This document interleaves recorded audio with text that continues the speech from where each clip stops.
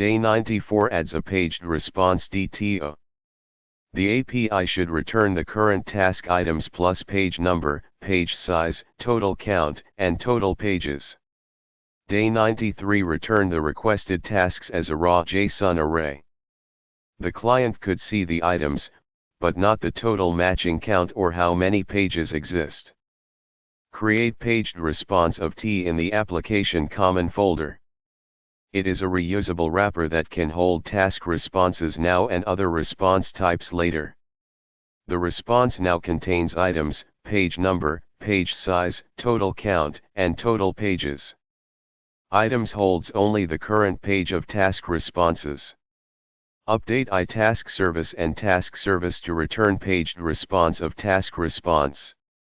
The method parameters stay the same, and the existing controller can serialize the new object without an edit.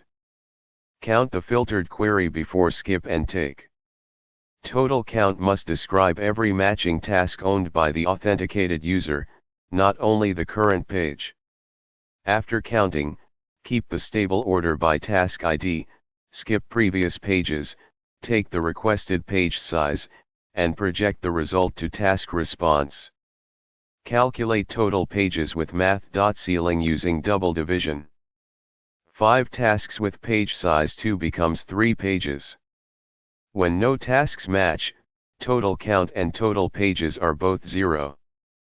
Update the existing pagination tests to assert response.items plus page number, page size, total count, and total pages.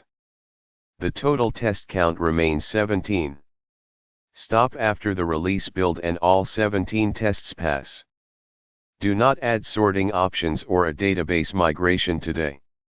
Created date sorting belongs to day 95.